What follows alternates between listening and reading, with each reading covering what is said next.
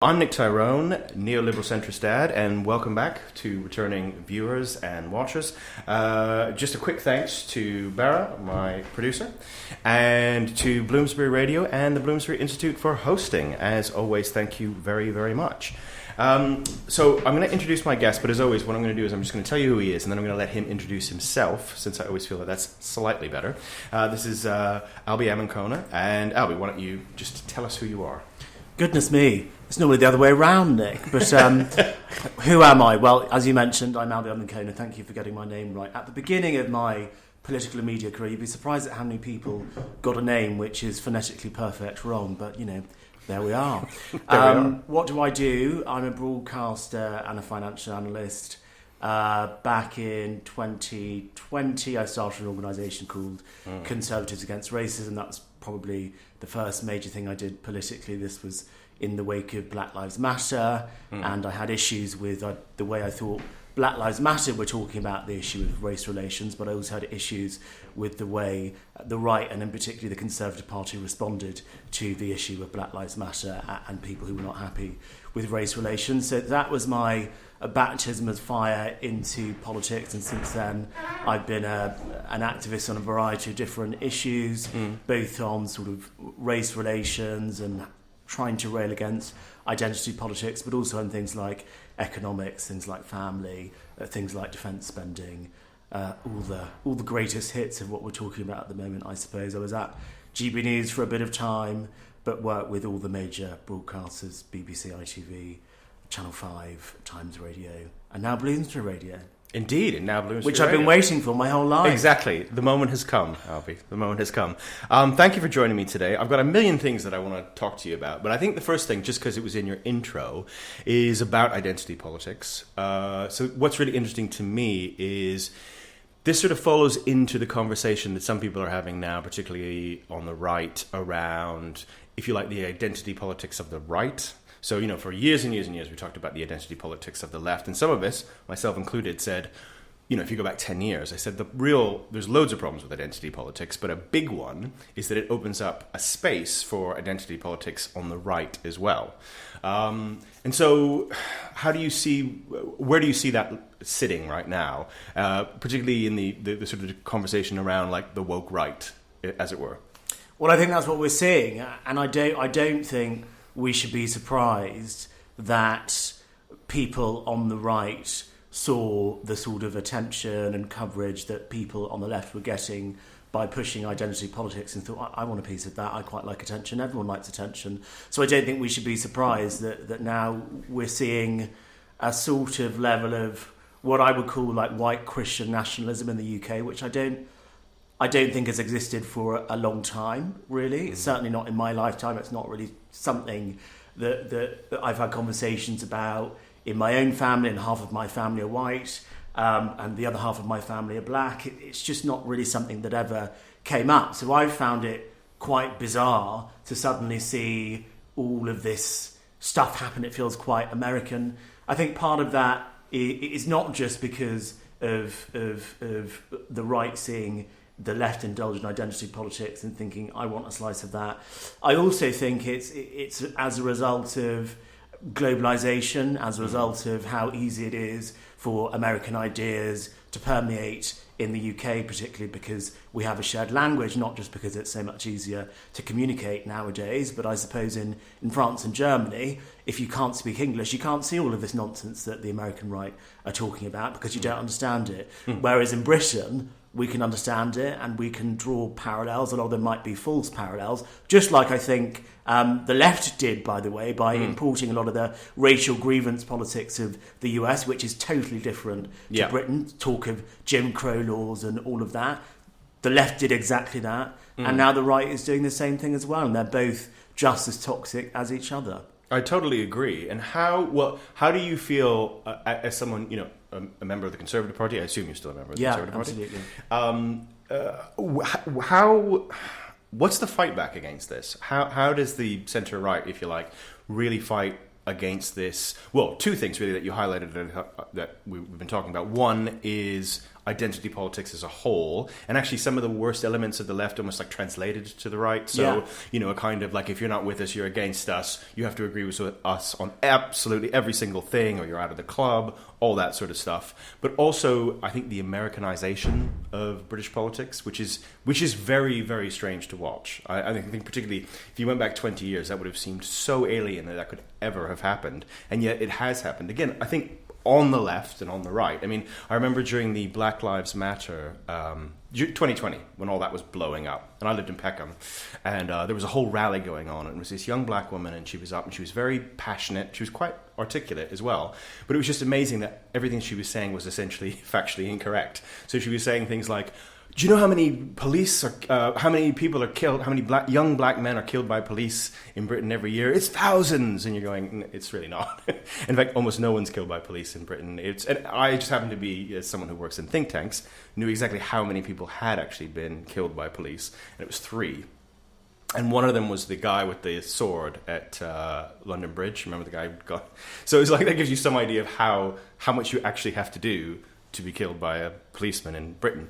But yeah, what's the fight back? I think we've got to double down on the sort of Enlightenment, what some people might call classical liberal principles that made the West, which was inspired by Europe, let's face it, America is an extension of Europe, as is a lot of Latin America, hence the name Latin America. Latin is a European language. We've got to double down on those principles that made our way of life the way of life that lots of people around the world want to replicate and actually come and live in as a result of the large numbers of migration, both illegal and legal, that we have seen.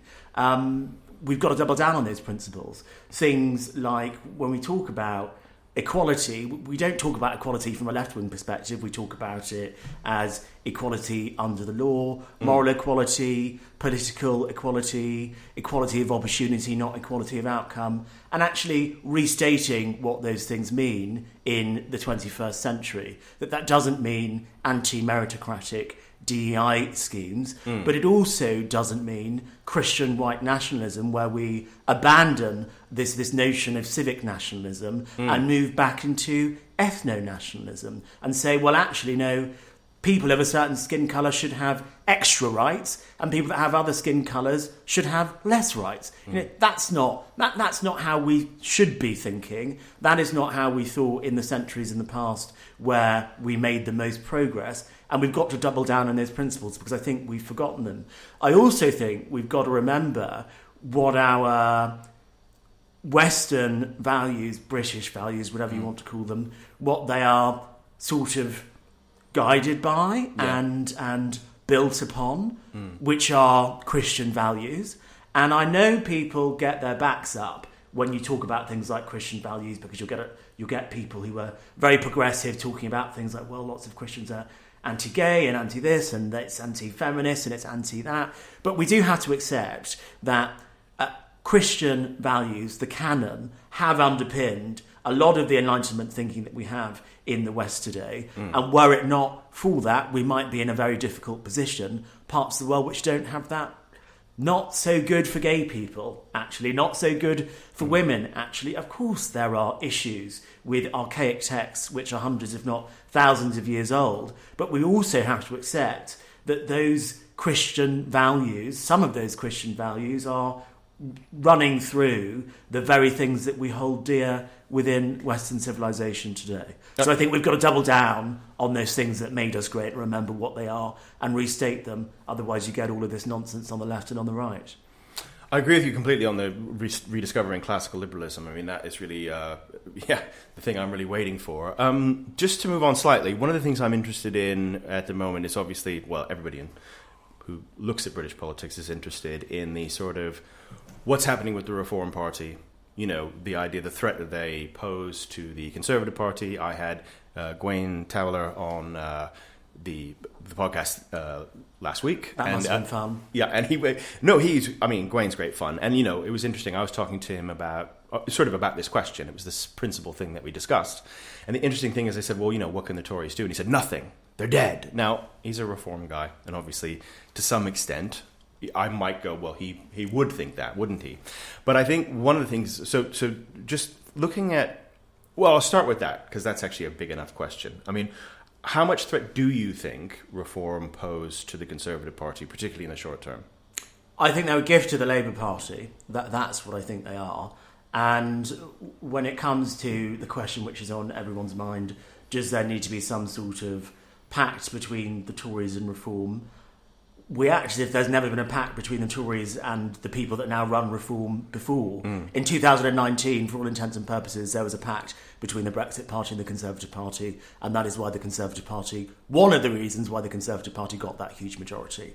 So I would actually argue there's already been a pact, and it worked very well. The problem is that when the Tories were in power, unfortunately under Boris Johnson, due to a mixture of exogenous shocks and personal failings, really no progress was made on anything substantial over the 5-year period between 2019 and 2024. So I can understand why the Reform Party is saying, well, actually, sod you lot, we stood down last time and look at what you did. But the simple fact of the matter is, politics is partly about adding up. And I think if you add up the polling of Tories and Reform, we are beating Labour hands down.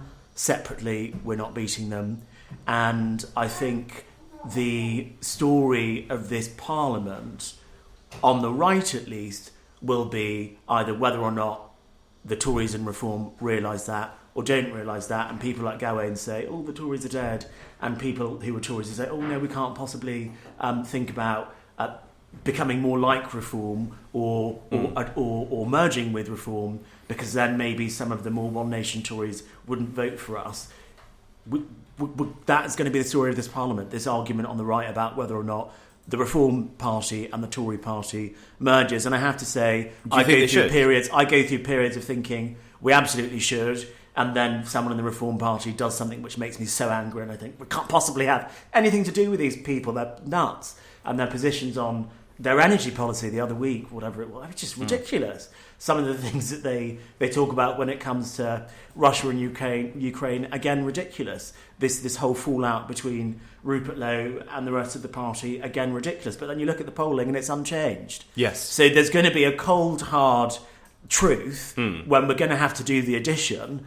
And if we don't do that addition, or we're not open to doing that addition, both sides, I just think it means it's a gift to the Labour Party. Well, so as a counter to that, isn't it possible, and I think about this, I know it can be tempting if you like, if you're looking at it to say, well, the Conservatives are polling here about 20, 21, 22, and Reform are sort of here 26, 27, whatever. If you put them together, obviously that becomes huge. Except, isn't it a genuine thing that some Tories might just go, do you know what? Now that Farage is officially in the camp, that's it. I'm just going to vote Lib Dem for a bit, and for no other reason than I'm just depositing my vote somewhere until the Tories, quote unquote, come back to sanity, which is the way they would think about it. That's why I'm putting it in quotes. And then I think also, on the other hand, you might lose some Reform voters to I think that might put the boosters up something like, a Ben Habib, Rupert Lowe, Andrew Bridgen, whatever it is, break-off party, because suddenly, well, Farage has basically joined the Tories. He's basically become a Tory, and he kind of becomes sullied by that. His outsider status is now blown away. You're seeing it already. As there's all these attacks. Weirdly, it's funny to watch all these attacks from the right on Nigel Farage. He's a sellout, and he's referring to his relationship with Zaya Youssef. He's controlled by Islamists and all that sort of stuff. So isn't that a worry, don't you think? Of course it's a worry, but my counter to that would be, why do we in Britain think the Conservative Reform situation will be any different here than it was in Canada? Yeah, that's true. But having said that, essentially the Reformers won in Canada.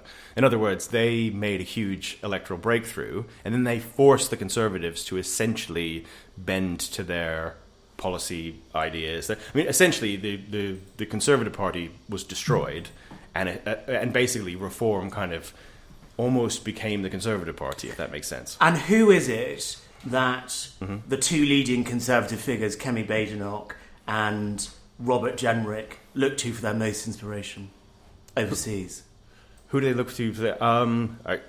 well, Isn't it Trump? Or No, it is Pierre Pouliot, the Canadian Conservative Party leader. Yeah. So I ask again, why is it that we think the situation, if actually, who all of the fashionable Conservatives are talking about at the moment, is Pierre Pouliot, or whatever his surname is, I'm afraid I don't know how it's pronounced. I believe it's Poliver, but I could be wrong. Pierre P, let's call him Pierre P. Yeah. If he's the person that everyone's talking about, and when I talk to young Tories and young Tory groups like the Next Generation Tories or the LGBT Conservatives or any of the young grassroots groups that I'm involved in and know people from, and when I've had conversations with Robert Jenrick and Kemi Badenoch, they talk about Pierre P as the person they look to for inspiration. And so I come back to the point that why do we think the situation in the UK will be so different to what the situation has been in Canada? I take the point about there being some Conservatives that might move to the Liberal Democrats. I take the point about there being some reform people who move to maybe a party further to the right. But actually, when we look at the issues that I think the potential Conservative reform electoral coalition coalesce around, immigration being too high, the amount of the way the money is spent that is taken in by the Exchequer not being spent in the best or most effective way, the need for defence spending to go up, the need to look at net zero and really have a serious think about energy security and energy capacity, the need to get the economy growing through regulatory reform, and then when it is possible, tax cuts. We agree on all of those things. I think it's personalities that are getting in the way of actually a lot of confluence in our political ideologies. And actually, if you look at the Conservative voters who went to the Lib Dems and to Reform, they all think that from the 2014 people that moved to different parties. They all agree on that. So actually, that's true. On the basic principles of where we think the Conservative Party went wrong in 2019, whether or not you are Tom Tugendhat, Robert Jenrick, Nigel Farage, Rupert Lowe, even Suella Braverman, you probably all agree on where the Tory party went wrong and what the Tory party and the British right in general needs to do in order to get back into power. Wouldn't it make sense to consolidate that? I say that as a man that works in financial services. I work in M&A. That's what companies do. So I think that probably is what eventually will happen. But on the personality front, so I think one of the issues with this whole Unite the Right thing is the fact that Farage. I'll preface this with an anecdote. So it was you remember when Farage was banned from Tory conference? This was during particularly during the coalition years, 2010 to 2015. And what he used to do, UKIP used to basically rent a hall just outside the secure zone, so that Farage should get the most press that he possibly could. And he basically hold these rallies. And he did this rally, and it was with. It was Peter Oborne and Bill Cash. I remember that, and I think there was someone from the Bruges Group. But the important part of the anecdote is this was a room full of absolute Farage fanatics. You know, they all had purple shirts on, and they were chanting "Nigel, Nigel," and Bill Cash started, and Cash's whole thing was about how. Nigel, isn't he wonderful? He's done so much for Brexit. It was just this very sort of, I would say, sycophantic kind of ode to Nigel Farage and his sort of services to Brexitism. And then Farage stood up and just buried him.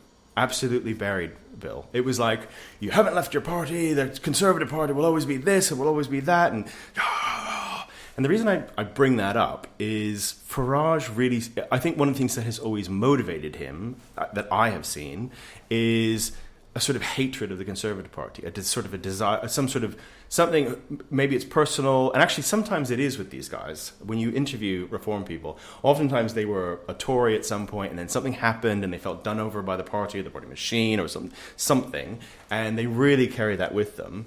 And so it is Farage, but I think it's Tice as well. There's a few others who I just think they're like, well, actually, even if this meant Labour get in for another term, Nigel can be the leader of the opposition, and hey, won't that be great?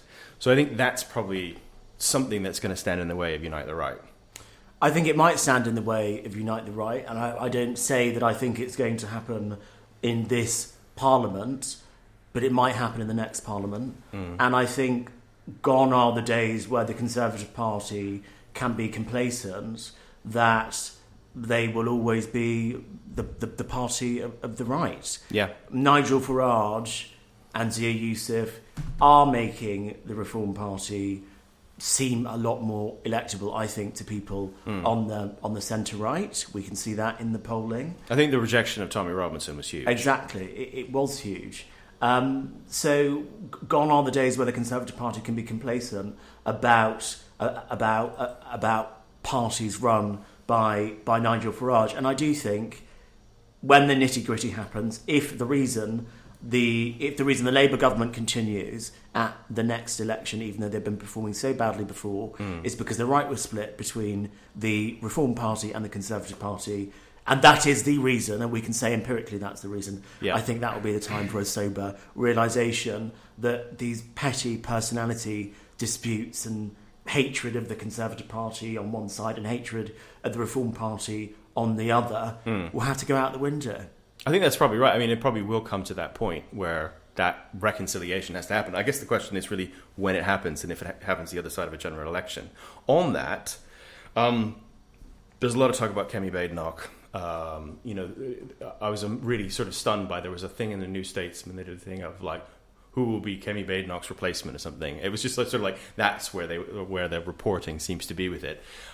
She seems to be in trouble already. Do you think she'll see it out? Will she be the leader at the next election? What's your thought? I voted for Kemi in the most recent leadership election. I don't know if she'll still be the leader at the next general election.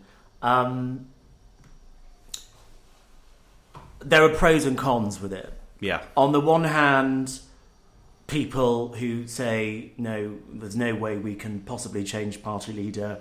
We would look ridiculous to the public. We've got to give Kemi time.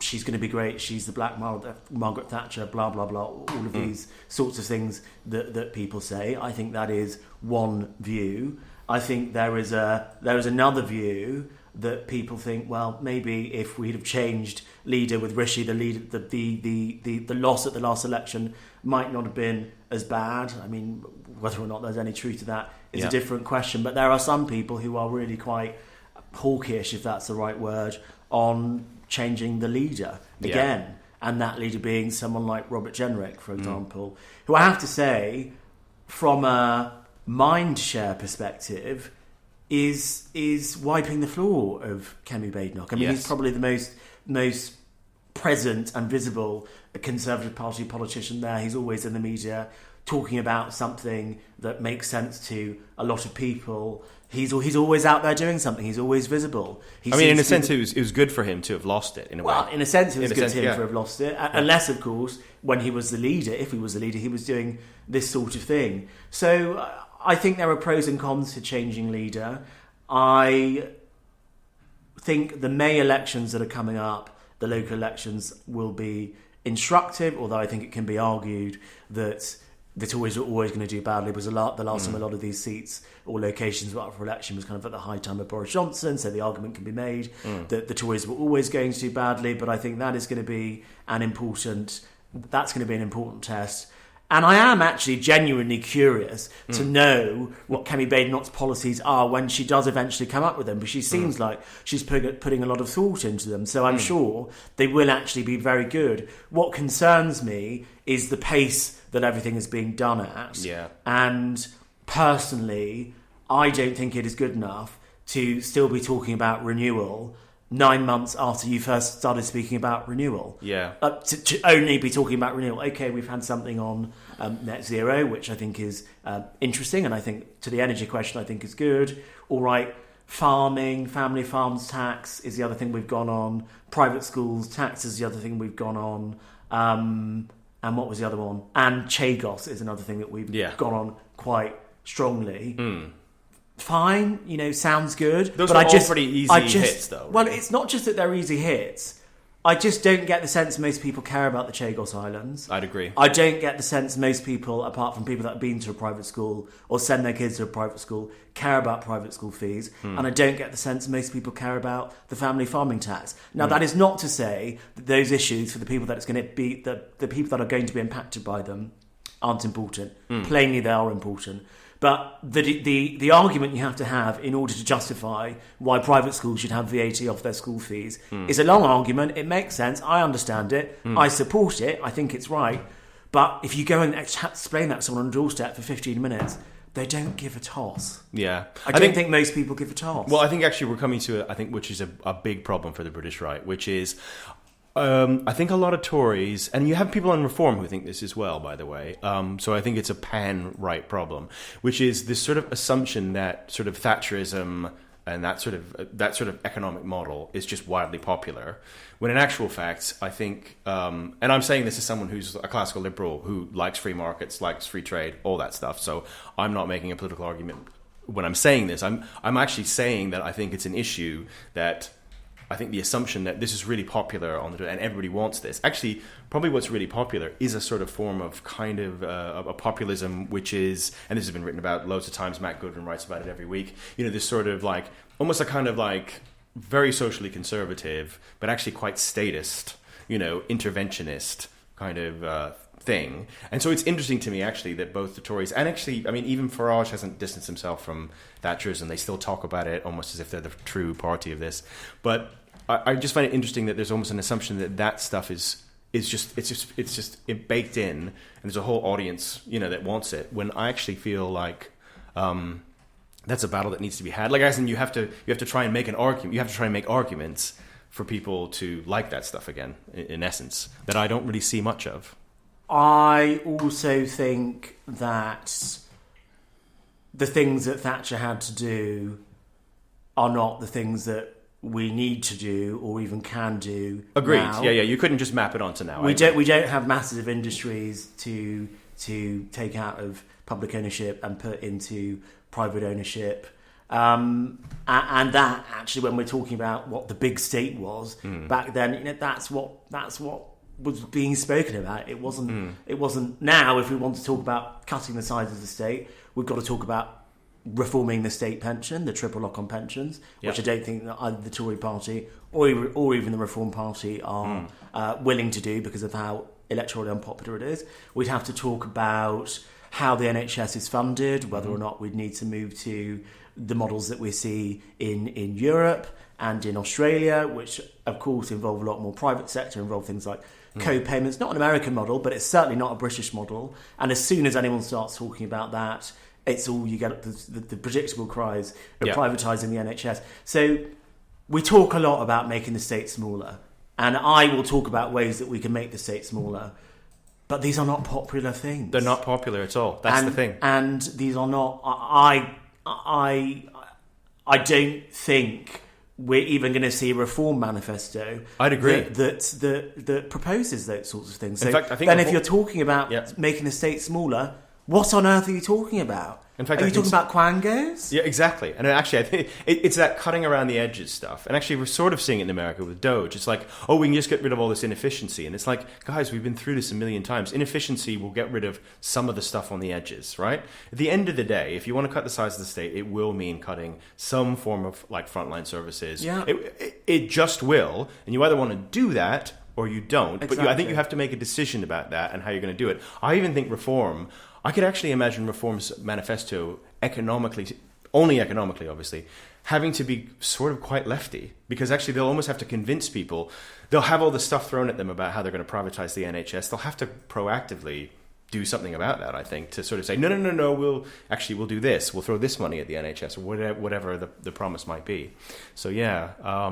Well, no, I think we agree on that. I think it's an interesting thing. I think one of the things I keep finding, and actually with Kemi, it's really interesting because she had this pamphlet that she came out with. It was sort of kind of her manifesto. I don't know if you remember it. It was Conservatism in Crisis. And I read it, and one of the most interesting things about it is it's sort of very Thatcherite in one sense, and then actually very sort of almost anti-businessy, very certainly anti-corporatist in another sense. So in one sense, it's saying, oh, we need to really incentivize business, and business is this and business is that. And then it sort of goes on these other little bits where it's like businesses don't care about profits anymore. They're all woke and it's all this. And it's like, so I think that's an interesting dynamic to me on the right is how much there's almost this sort of like unconscious, like sort of anti-business thing. And one of the things, I travel around the country a lot on my day job last year, and spoke to a lot of business people about stuff. And it was amazing how anti-Tory they were, and how disappointed by the Tories they were, and how much that it really came down to they don't feel like the Conservatives are the party of business anymore. They don't care about people like me anymore.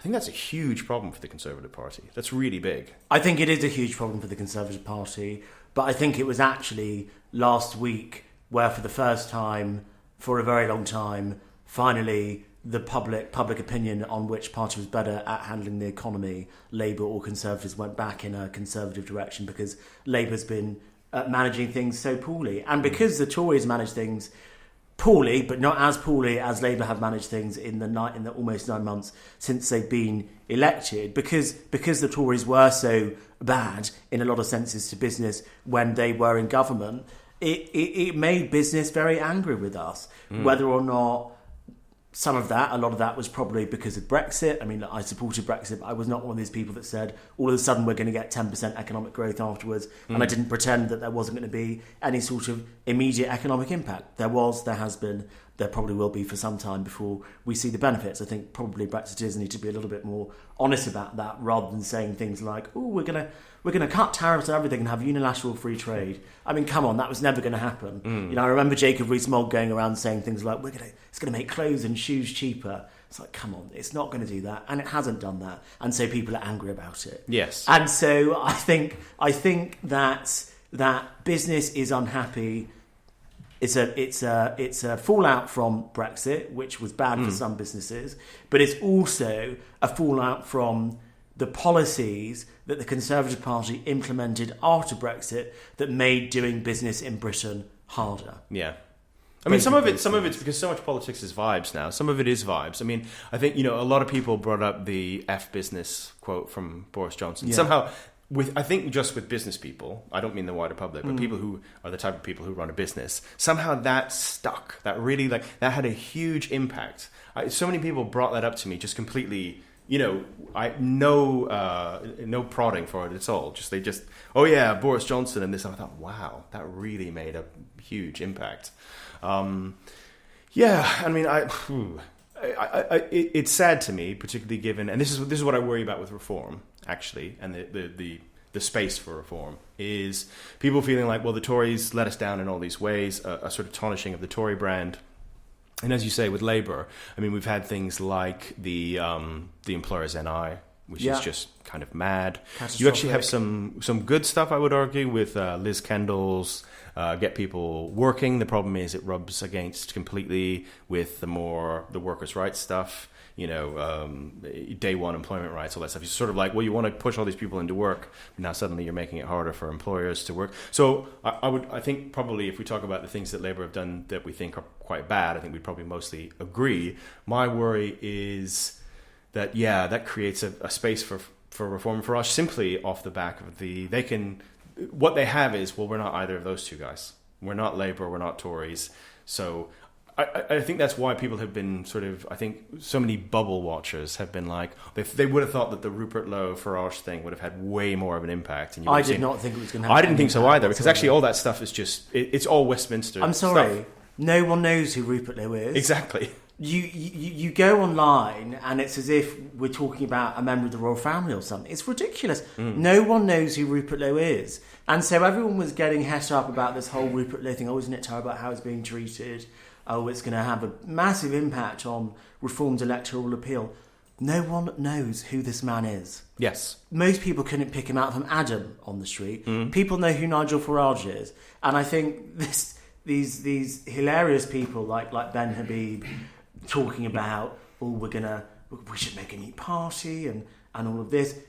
There is a reason why the Reform Party has 5 MPs now and had no MPs when Ben Habib and Richard Tice were leading the party. And there's a reason why Richard Tice hasn't kicked up a fuss and is still in the party, and why Ben Habib did kick up a fuss and is now out of the party. Yeah. Nigel Farage is Reform's king. He's their biggest asset. And if they got rid of him, I think they would fade into irrelevance. I totally agree, and I actually think it's probably more... There's obviously the name recognition, but I think a big one is coming back to the Farage rejecting Tommy Robinson. Actually, in a way, that was a bigger statement because it was really about what we want to do is we want to get all these people out here. We want to get the sort of middle England, basically, to vote for us, and actually understanding that isn't the online right. That isn't the hyper online, on Twitter every day right who's complaining about this, that, and the other. And I think that's what people like Ben Habib sort of have this misapprehension about. They just think that, oh, this is what people are like, and actually it's a weird thing because they sort of think, oh, well, this is what everybody outside the M25, this is how they think.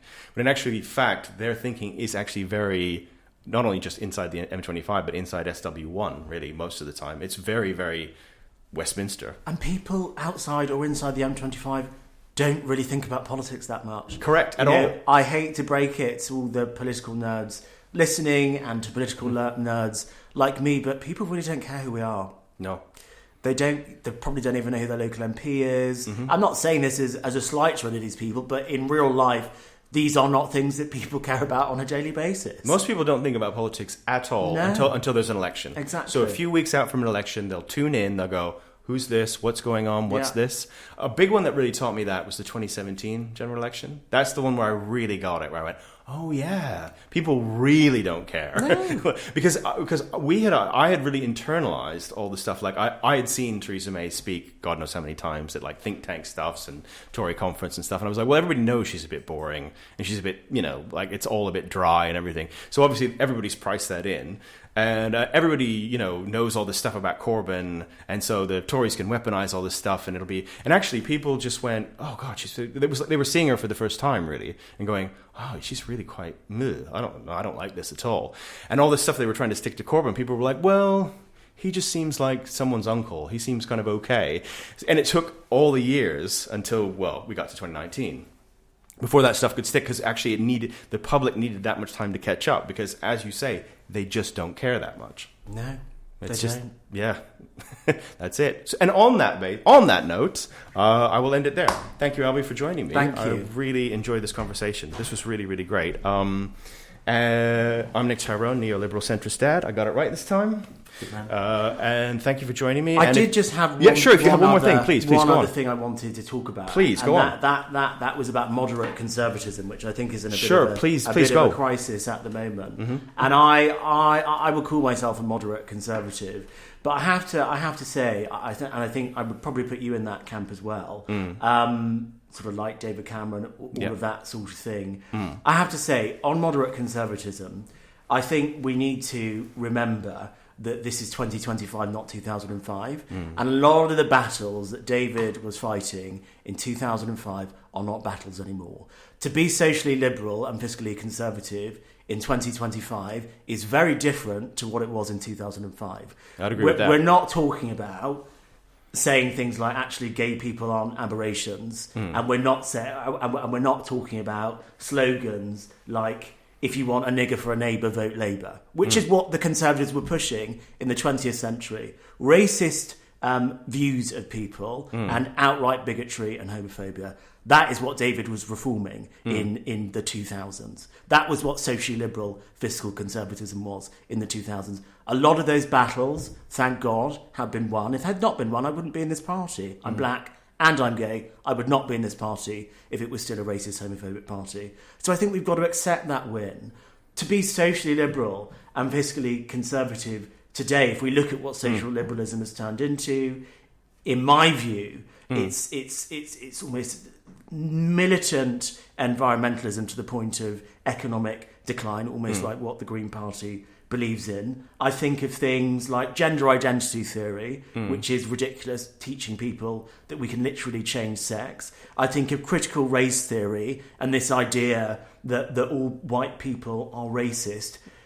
That is what to be socially liberal, in my view, means today. But can't we argue against that? Can't we say, I would argue that a lot of that stuff, if not most of everything you've just said, is not particularly liberal, like in the classical sense. I mean, it has more to do with Gramsci than it does with, Gladstone. It might not, but if we think of where the zeitgeist is, i.e., maybe socially liberal is the wrong word. Maybe progressive is the right word. Progressive is probably, I get it. But I think actually most people that aren't political nerds would not see a difference between someone saying progressive and socially liberal. So this is back to what are the terms that most people think in sort of thing. But to be progressive, what otherwise some people might call socially liberal, are things like those things that I just highlighted. And I don't think those are things any conservative should be pushing. So I think to call yourself... Even I think back in the 2000s, there was something called progressive conservatism. I think that was something that David Cameron was talking about. It was a buzzword. It was a buzzword at the time, yeah. Whereas now, I don't think those are buzzwords we need to be or should be using, because I think those words progressive and socially liberal mean completely different things to what they meant in the 2000s. And so I think moderate conservatives need to think, actually, do you know what? We won a lot of these really difficult battles, and now we can talk about things like immigration. We can talk about things like streamlining the size of the state, if we really mean what we're saying when we say that, and kind of ditch this mentality that we're fighting this bigoted party that is regressive in many ways, because that is not the Conservative Party that I know since I've been involved in it. Indeed. Well, thank you very much for that, Albie. Thank you to my guest, Albie Amankona. I just slightly... anyway, there you go.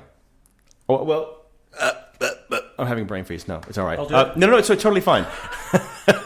I'm Nick Tyrone, neoliberal centrist dad. Thank you to my guest, Albie Amankona. Thank you to my producer, Barry Fitzgibbon. And just want to mention that all the views aired today are not necessarily the opinions of Bloomsbury Radio or the Bloomsbury Institute. Thank you for listening. I'll be back to you soon. If you haven't already, like and subscribe if you're seeing this on YouTube or wherever. And we will see you next time. Thank you very much.